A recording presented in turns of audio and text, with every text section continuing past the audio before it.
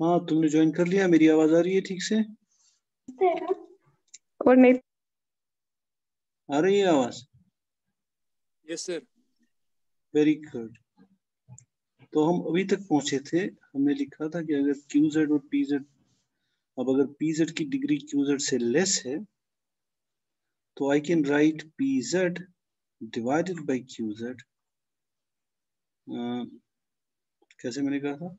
A into Z minus Z1, sorry A1 था यहाँ पे, इसी तरह से जो भी था हमें A1 A2 निकालने हैं किसी तरह से, तो हमारा काम हो जाएगा।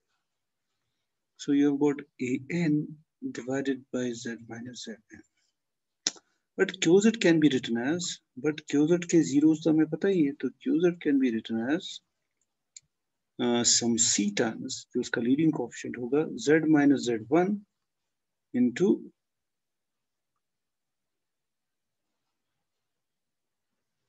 एडमिट करता हूँ इनको, okay, up to Z minus ZN। Because इसके जीरोस पता हैं तो ऑब्वियसली डिस्टिंक्ट जीरोस हैं, तो इसको इस तरह से लिख सकते हैं। विच मीन्स अगर मैं फिर QZ को दोनों साइड से मल्टीप्लाई करूं तो ये मिलेगा PZ is equal to A1 into C, Z minus Z1 cancel हो जाएगा, so you would have a situation like Z minus Z2 up to Z minus ZN, then plus, अब दूसरे में क्या होगा, Z minus Z2, क्योंकि QZ अब ऊपर है, so it would be A2 into C, okay, AZ into C, अब होगा यहाँ पे Z minus Z1, लेकिन Z minus Z2 नहीं होगा, so it would be Z minus Z3 up to, मतलब हर एक जगह एक फैक्टर मिस होगा, तो ये इंपॉर्टेंट है, plus so on and so forth, और लास्ट पे of course you have got AN, C तो खैर सेम है, you would have Z minus Z1, उसमें N मिसिंग होगा, Z minus ZN minus 1, मतलब ऐसा कुछ है नहीं, बिल्कुल straightforward. Okay, now this gives us, हाँ लेकिन अगर मैं तुम्हें अब, it's a straightforward thing to say कि अगर मैं इसको डिफरेंशिएट करूं QZ को, Q dash Z किसके बराबर होगा? Q dash Z होगा, ऐसे ही C को बाहर रखते हैं, नहीं Q of Z को अगर मैं C को बाहर रखूं तो प्रोडक्ट रूल के हिसाब से क्या होगा, मैं पहले इसको डिफरेंशिएट करूंगा, चलो मैं ऐसे एक आध दिखाई देता हूँ, Z minus Z1 को मैं डिफरेंशिएट करूंगा D by DZ, एक फैक्टर को प्रोडक्ट रूल, और बाकी को एज इट इज रखूंगा, इसको मैंने किया डिफरेंशिएट, चलो यहाँ C है, यहाँ ये है, और बाकी कैसे बचेगा, Z minus Z2 into Z minus ZN, फिर होगा मुझे प्लस, राइट, तो C खैर ऐसे ही है, C तो करो बाहर रखते हैं, so you would have Z minus Z1 into Z minus Z3, यानी बाकी फैक्टर्स को तुम एज इट इज रखोगे जैसा कि करते हैं, into D by DZ of Z minus Z2। As you can see, ये जो लीनियर फैक्टर्स का जो होगा ना डेरिवेटिव, वो तो 1 होगा, यानी plus so on and so forth, यानी तुम समझ सकते हो this should be nothing but C into Z minus Z1, Z minus Z2, क्योंकि पहले तो Z minus Z1 से ही हम करेंगे, into Z minus ZN, plus then I have, okay, you would have Z minus Z1, अब Z minus Z2 missing होगा, so it would be Z minus Z3 up to ZN, मतलब it is just simple product rule, और last but not the least होगा Z minus Z1 up to Z minus ZN minus 1, क्योंकि ये तो 1 होगा ना, ये डेरिवेटिव हम ले रहे थे एक फैक्टर का। Now if I want to evaluate, वैसे इसको और भी तरीके से कर सकते हैं, suppose I want to find Q1 at Z1, what would be Q1 at Z1, देखो हर एक में Z minus Z1 फैक्टर है सिवाय इसके, राइट, वो तो हो जाएंगे 0, तो you would simply get this is C into Z1 minus Z2 into Z1 minus Z3 into Z1 minus ZN, okay, and what would be Q dash at Z2, देखो Z2 हर एक में होगा सिवाय इस फैक्टर के, वो सारे तो हो गए 0, क्योंकि वहां जैसे यहाँ Z2 आएगा तो ये फैक्टर 0, यहाँ Z2 आएगा तो वो factor 0, So we would be left only with the second term. So it would be C into Z1 minus, okay, sorry, Z2 minus Z1 into Z2 minus Z3 into Z2 minus Zn. और इसी तरह से I can say कि so on and so forth. Q dash at Zn होगा C into, तो हर एक होगा लेकिन लास्ट वाला नहीं होगा. So it will be Zn minus Z1 into Zn minus Zn minus 1. जहां पे भी Z minus Zn फैक्टर होगा वो जीरो हो जाएंगी टर्म्स, यानी इस तरह से बचेगा मेरा जो भी है. अब अगर मैं अपनी इक्वेशन लूं ये वाली, कहां गई,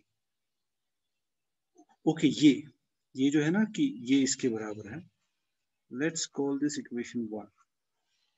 सो इक्वेशन 1 से मुझे मिलेगा, इसको देखते हुए, so let me take the next page. From equation 1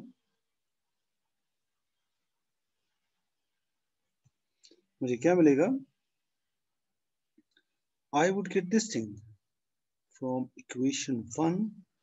अगर मैं उसमें, so let me write it down like this.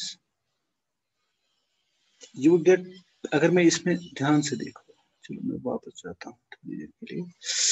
Now, अब अगर मैं इसमें ये जो अपना वैल्यू है ना, P of Z1 दे दूं, मैं कह रहा हूँ इसमें, उसमें छोड़ो, वो तो हमने इवैल्यूएट कर लिया. P of Z1 दे दूं, इसमें भी वैसी ही सिचुएशन है. इसको छोड़ के हर एक में Z1 का फैक्टर है, तो वो हो जाएंगे 0, लेकिन यहाँ पे कुछ A1 भी बचेगा साथ में, है ना. तो कहने का मतलब है from first I can say that, मैंने Z1 लिखा, तो एक चीज मैंने गड़बड़ कर दी ना. अब एक चीज तुम बदल देना, या तो थ्योरम में ही जो जीरोस है ना अल्फा 1 की जगह मैंने शायद थ्योरम में लिखे हैं, ये तो हो गई ना गड़बड़. अब वो था ना एक्चुअली पुरानी क्लास ना, जब ना मैंने इस थ्योरम को स्टेट किया था, वहां मैंने लिए थे zeros alpha 1 alpha 2 alpha n. हाँ, अब तुम्हारे हाथ में है, तुम या तो वहां पे उसको रिप्लेस करो बाय Z1 Z2 या Zn, या फिर यहाँ चेंज करो. वैसे बेटर है कि तुम वहीं पे चेंज करो, ठीक है. एक्चुअली वो था ना पुराना, वो मेरे सामने था ही नहीं, क्योंकि वो इससे पहली वाली क्लास में था जब ना ये कट गया था. वो मुझे अब ख्याल आया. Okay, nevertheless doesn't matter. So Z1 हो या अल्फा 1, मतलब उससे तो अब तुम्हें फर्क नहीं पड़ना चाहिए, अब तुम 9th सेम में आ गए. तो what I was trying to say, I would have, अगर मैं अब P डैश एट Z1 ढूंढना चाहूं इस फॉर्मूला से, P dash at Z1, तो I would get something like this. From equation 1, I would get P dash at Z1 is equal to A1 into C multiplied by Z, what was that? It would be Z1 minus Z2 into Z1 minus Z3 into Z1 minus Zn. अब तुम Zi लिखना वहां alpha आई की जगह, theorem की statement में, अब हो जाता है. इसी तरह से P dash Z2 होगा by the same analogy, it would be A2 into C, then it would be Z2 minus Z1 into Z2 minus Z3, क्योंकि Z2 को हमें ओमिट करना है, वही फैक्टर बचेगा. Z2 minus Zn, so on and so forth. This would be P dash at Zn होगा nothing but An into C times Zn minus Z1 into Zn minus Zn minus 1, which is nothing but, it is actually A1 into P dash at, नहीं sorry, what was that, Q, अभी निकाला था ना, ये जो Q of Z1 Q of Z2 है ना, exactly same. Z minus 2 Z minus Z3 Z minus, sorry, Z1 minus Zn, इसी तरह से ये भी सारे के सारे. So means that it is A into Q at Z1. So this is equal to A2 into Q at Z2. तो हमें तो मिल गया ना An into Q at Zn. तो उसका मतलब हुआ हमारा जो Ai है, it would be what, P dash at Zi divided by Q at Zi for all I running from 1 to up to n. Right? Okay, तो ये तो हो गया अपना काम, AI हमने निकाल लिए। सो देयरफॉर अब तुम्हें पता ही है हमने क्या लिखा था, हमने लिखा था PZ by QZ जो था अपना, दैट वाज हमारा था वो व्हाट, इट वाज A1, मैं याद दिलाना चाहूंगा, A2 divided by Z minus Z2 plus so on and so forth, AN divided by Z minus Zn.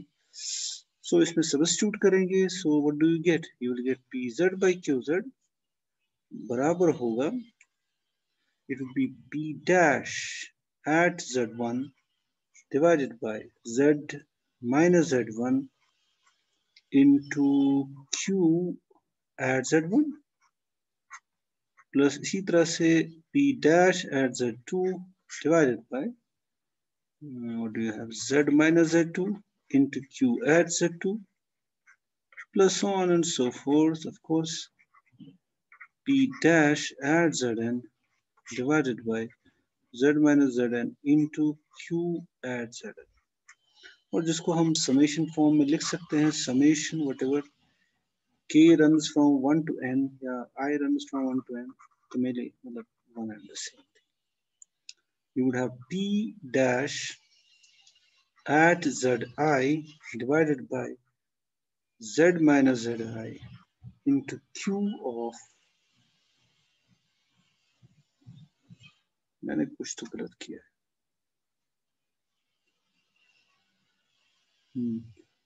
वही मैं कह रहा था, हाँ यहाँ था P at Z1, सॉरी, देखो ना, ये जो था ना P था ना, इसमें मैंने Z1 को वैल्यू दिया, तो गलती यहाँ पे है, मतलब मैं, so this is equal to this, और ऑफ कोर्स ये मैंने डेरिवेटिव्स इवैल्यूएट किए थे, पीछे जाओ ना, ये था ना Q dash at Z1, Q dash at Z2 up to ये वाला, जिसको मैंने इक्वेट किया था, और फिर मैंने फर्स्ट में वैल्यू दिया था, so it was P of Z1 P of Z2, ये हो जाता है इसमें।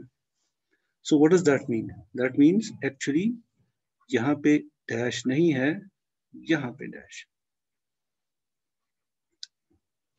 so यहाँ, so it is actually P of Zi divided by Q dash at Zi. So that's what we have to prove.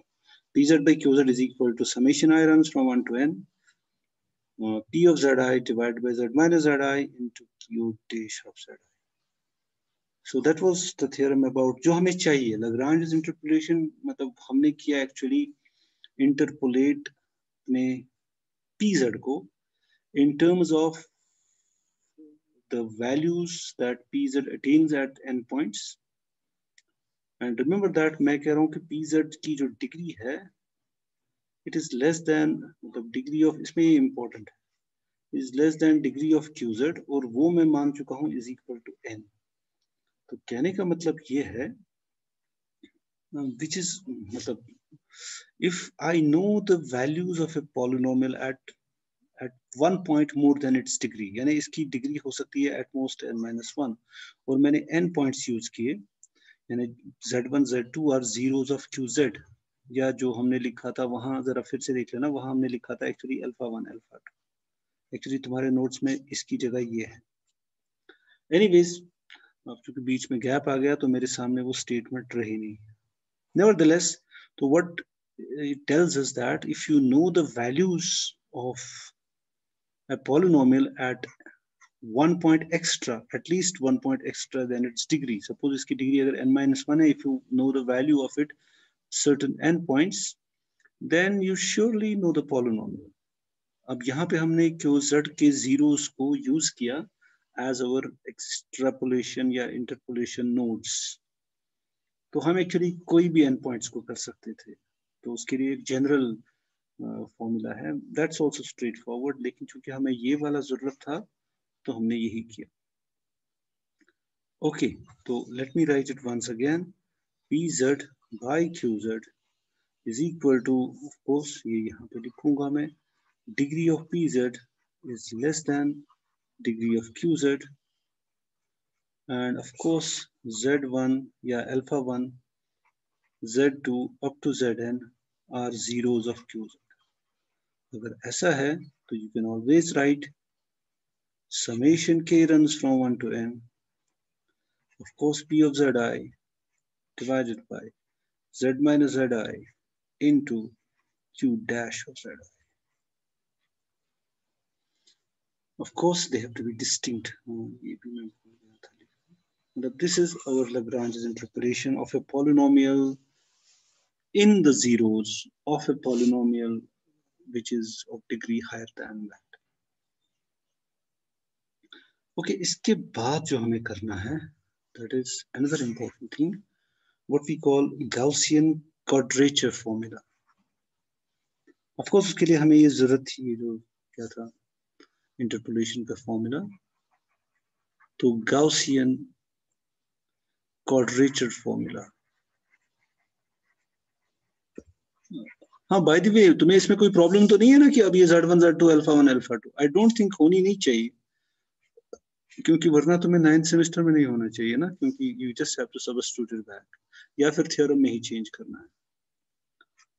Okay, Gaussian quadratic formula is let of course again you have an inner product, which means you have got an M distribution, sigma be an M distribution.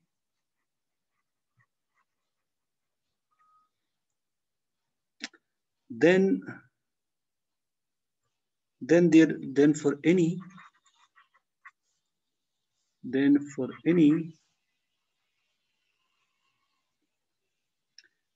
polynomial, let me write it, any polynomial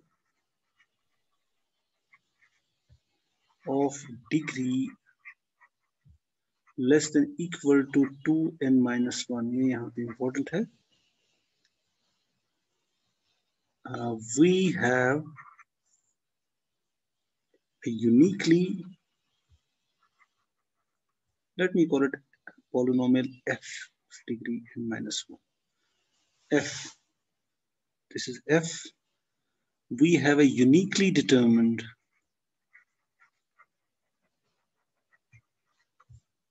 quadrature formula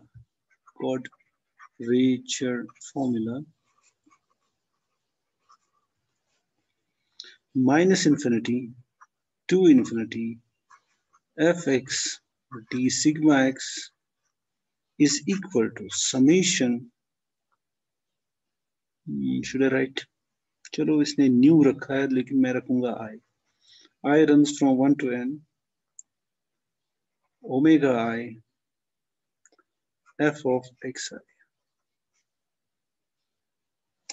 Okay, now quadrature formula, ऐसे भी किसी formula को, whenever you are able to write an integral as a finite sum of some combination of the values of the integrand, उसको हम quadrature formula कहते हैं. क्योंकि हमें पता है ये जो integral होता है, it is actually approximately equal to some finite sum, because we take finite sums, then take their supremum or infimum, whatever, if they exist, then the integral exists. So, but if you can explicitly write it as a finite sum, we call such formulas quadrature formulas. You know, it's like, as we have flattened our curved area of portion. मतलब वैसा कुछ है इसका मतलब. If we can write it like this, because it's a situation like length into breadth type, है ना, जैसे हमने उसको फ्लैट कर दिया समा, यानी हमने उसका area in terms of some length into some breadth कर दिया, मतलब इस तरह से, मतलब वेरी इंट्यूटिवली ना अगर हम सोचें. ओके, अब ये ओमेगा आई क्या है? So omega I, where omega I is equal to integral minus infinity to infinity P N X divided by p n dash at x into x minus xi into t of course sigma x. Okay, एक गलती तो नहीं होगी, हाँ यहाँ पे xi होना चाहिए. ओके, तो ये xi है, यहाँ x minus xi है, बिल्कुल सही. And what are where and x1 x2, ये जो xi's आ गए ना wi के हिसाब से. अब xn are the zeros of the nth orthogonal polynomial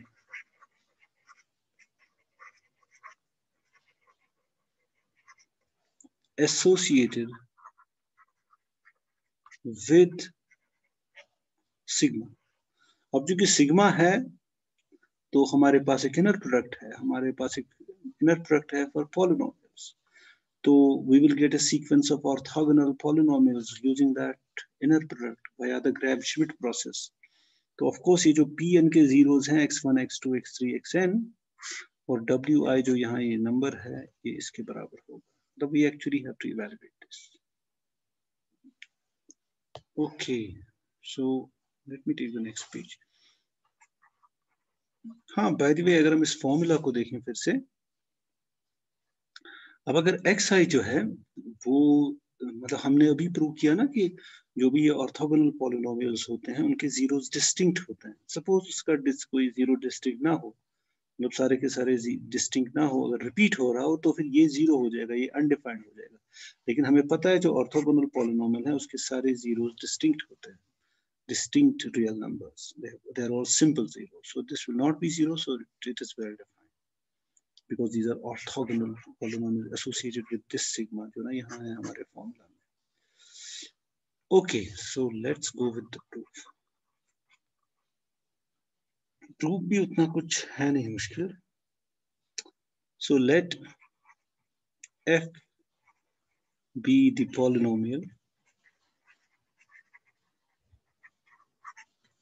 of degree 2n minus 1 at most. चलो at most यानी या तो 2n minus 1 या उससे थोड़ा कम. And let ये तो हमारे स्टेटमेंट में ही है वैसे xn be zeros of Pn जो हमारा ऑर्थोगोनल पॉलिनोमियल है. Now we know that Pn जो है it is a polynomial of degree n. F है polynomial of degree 2n minus 1, so we may divide it. We may use division algorithm. So by division algorithm,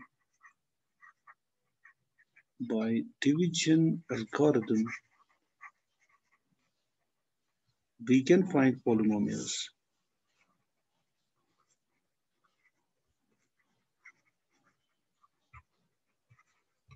We can find polynomials. Okay, qx, चलो मैं इसका नाम लिखता हूँ qx and rx of degree less than equal to n minus 1 such that हमारा जो fx है जो एक polynomial है, I can write it as pnx into q of x plus r of x. और हमें पता है rx की जो डिग्री होती है वो जो डिवाइजर है उससे कम होती है. एंड ऑफ कोर्स डिग्रीज का खाली हिसाब है, ये n है और इसका n माइनस 1 है, टोटल मिला के आएगा 2n माइनस 1. तो ऑफ कोर्स अगर हम फिर लोअर डिग्री का पॉलिनोमियल ऐड करते हैं सो won't change, the degree won't change. So we can do that. We can write it like this, and if I call this 1, so this gives, if we integrate both sides, this gives integral minus infinity to infinity pnx qx plus rx. मैंने क्या लिख दिया, left hand side fx था तो मुझे शायद okay मुझे left hand side पहले लिखना था, यानी I have to write fx d sigma x is equal to integral minus infinity to infinity pnx qx d sigma x plus minus infinity to infinity, what do you have, rx d sigma x, चलो d sigma x ऐसे just हमने integrate किया, कोई ऐसा हमने किया नहीं. अब देखो बिकॉज लेकिन ये तो इनर प्रोडक्ट को डिफाइन करता है ना, इसकी डिग्री n है, इसकी डिग्री n माइनस 1 है. कोई भी n माइनस 1 डिग्री पॉलिनोमियल जब हम Pn के साथ लेंगे so this should be 0. So this would imply minus infinity to infinity f of x dx या d sigma is equal to minus infinity to infinity Rx, which is a polynomial of degree, of course, n minus 1. अब ज़्यादा कुछ करना नहीं, we're almost there. Let's call this second. Now, Rx is a polynomial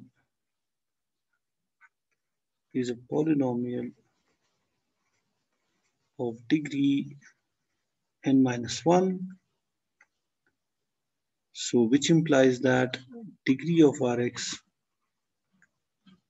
is less than, oh, ये out of control हो जाता है कभी-कभी. Which means that in a degree of Rx is strictly less than degree of Pn. Hence by जो हमने किया था Lagrange's interpolation, जैसे मैंने दिया था ना, यहाँ इसको मैंने Px लिया था, इसको मैंने वहां Qx लिया था, ठीक है ना? तो मतलब अपने ना पुराने थ्योरम में. So therefore by Lagrange's interpolation formula,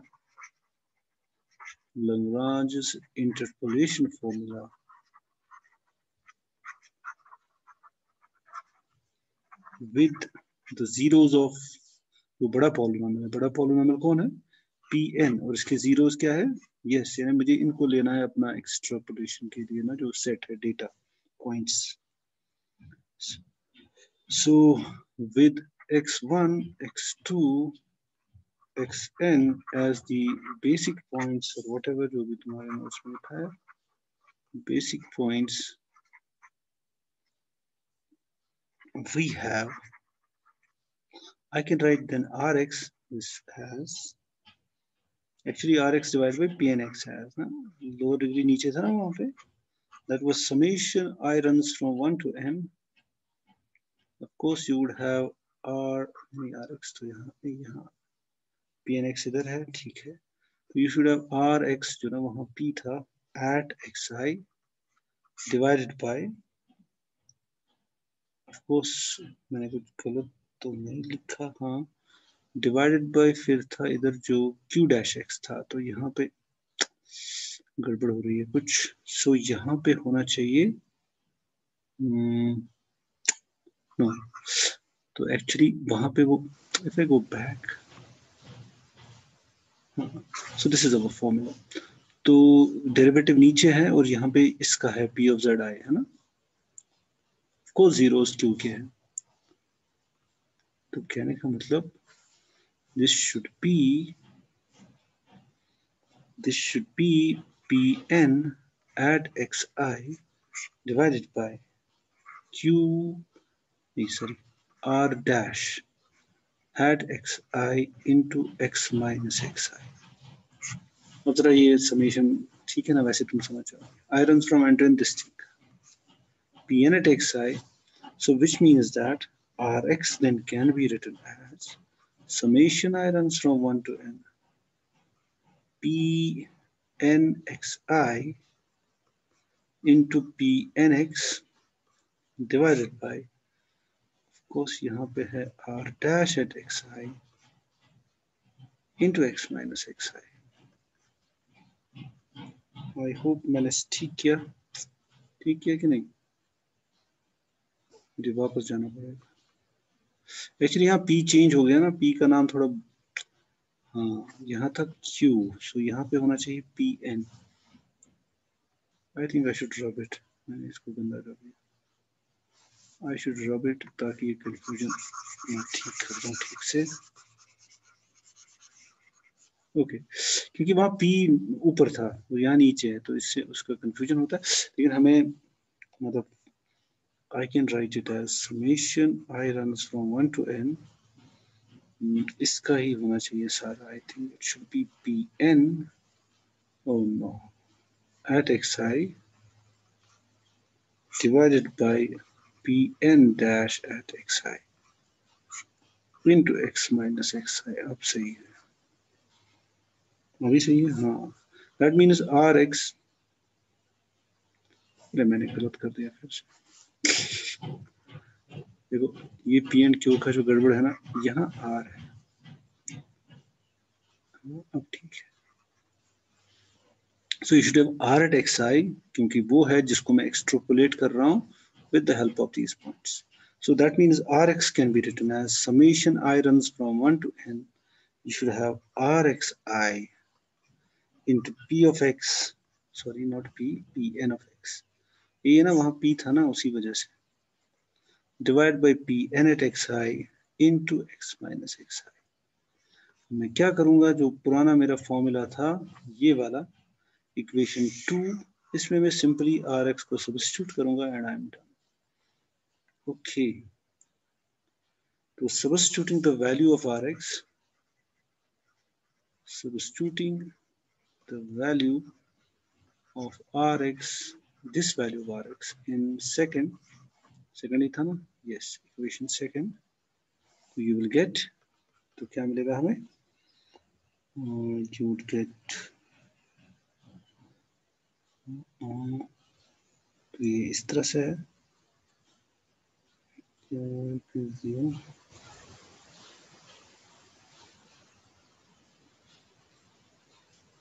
हाँ साथ में ये भी है,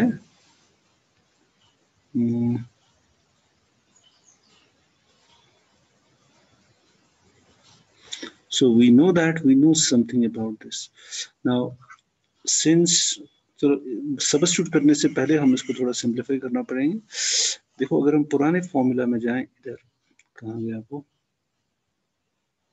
इधर एफ कहाँ गया, एफ कहाँ गया,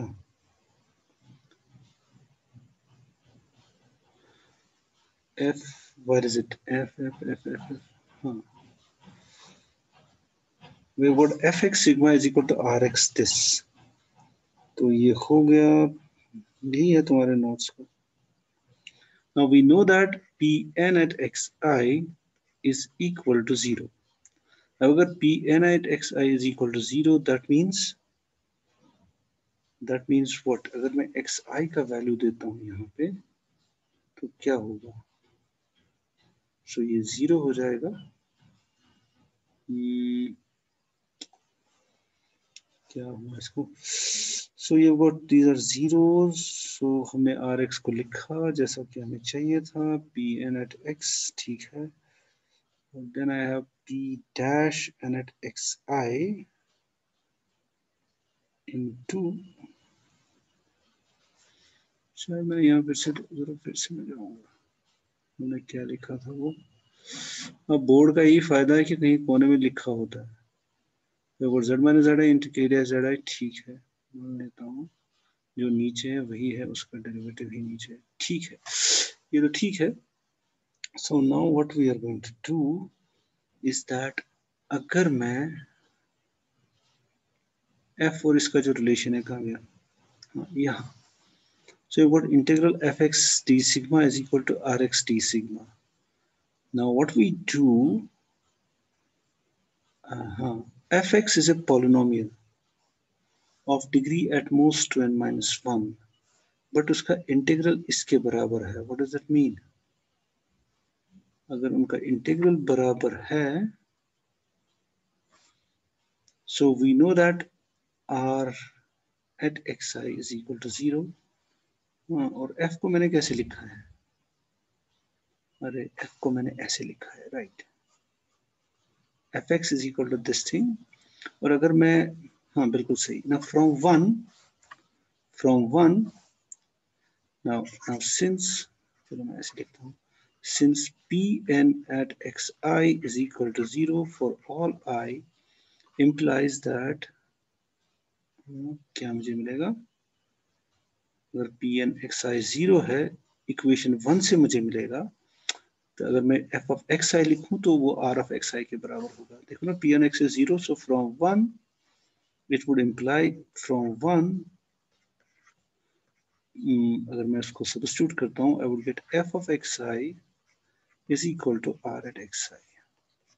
अब अगर r at xi f of x के बराबर है, तो then which implies that r of x यही था, is equal to summation I runs from 1 to n f of xi into Pn of x divided by Pn dash of xi तो in terms of f इसको लाना था, बस यही था.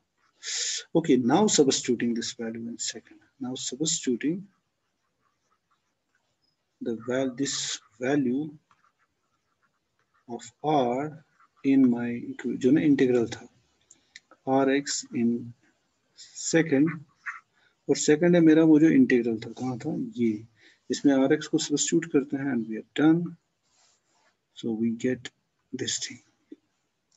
तो उससे हमें मिलेगा minus infinity to infinity fx d sigma x is equal to minus infinity to infinity summation I runs from 1 to n f of xi into Pn of x divided by, of course, Pn dash at xi into x minus xi.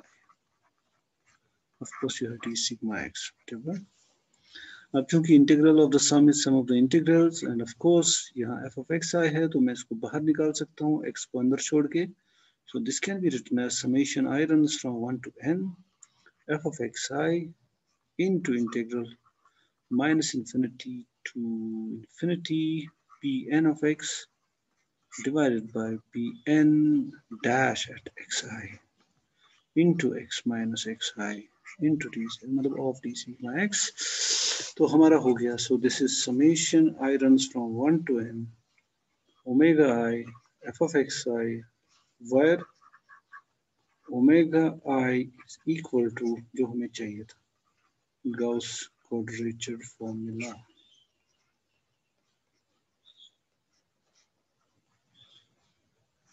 Okay, this is what we had to find. The write this integral as this finite sum. The important thing to note is actually जो ये wi है ना, they do not depend upon f. They're independent of f. जो हमने लिया था ना ये polynomial of degree, f is a polynomial. F is a polynomial of degree less than equal to 2n minus 1.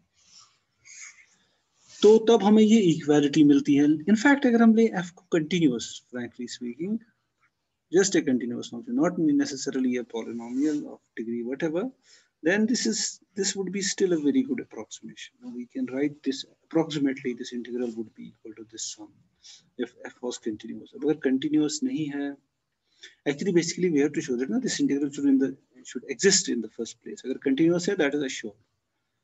So अगर continuous है, so there मतलब ये तो equality तभी होगी if it is a polynomial of degree less than equal to 2n minus 1. But if it is not a polynomial, still there is some kind of approximation between this integral and this sum. And let me stop it here. We have about 1.5 minutes. तो हाँ, attendance किसको मैंने कहा था, कितने आए हैं? बहुत कम. Anyways, तो मैं